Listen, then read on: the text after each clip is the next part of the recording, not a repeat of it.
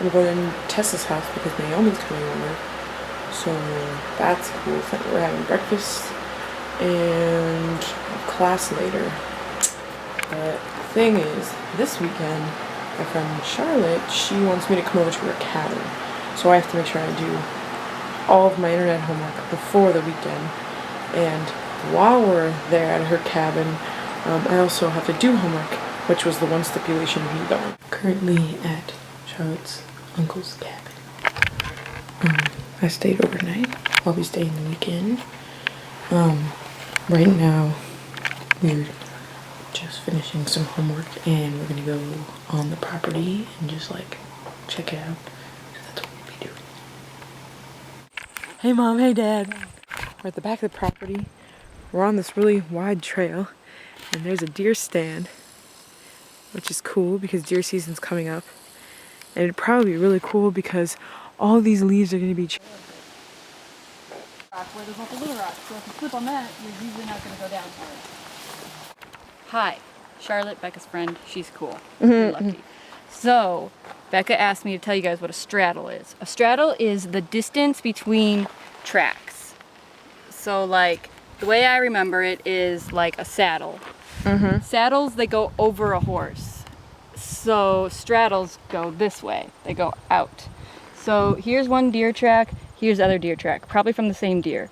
Straddle is right here, the distance between these two tracks. And that's the lesson. And what does that tell us? That tells us potentially what kind of... Like how old they are maybe? Or how old they are, what kind of species. Because if you know like the width between the 2 feet of a species, you can usually tell what kind it is. If you're like in an area with maybe elk versus white-tailed deer, if you can't just tell by looking at the tracks. This is definitely a better used game trail because you see how it's more worn. So other ones where you like just kind of see it looks like one thing like passed through. There's a newer pine, but it's also, it could be maybe as old as the other ones, but it doesn't have as much direct sunlight. Because look at all these aspens, these are really big. It's 9:30 in the morning and I just finished reading some of my homework for my vegetative community class, and it's called Michigan Trees, even though we're in Wisconsin. Anyways, it was talking about how fall coloration happens, and I'm just going to explain to you a very quick description of how that happens. So fall coloration starts with a leaf. Inside the leaf there's chlorophyll. Chlorophyll is pretty much what makes the plant green. In the summer there's tons of chlorophyll, and there's this plant hormone called cytokines, and this plant hormone helps keep the leaves green by promoting the chlorophyll, right? So in the summer it helps promote it and it delays the chlorophyll degradation. So in the fall, you're like, what happens to this chlorophyll?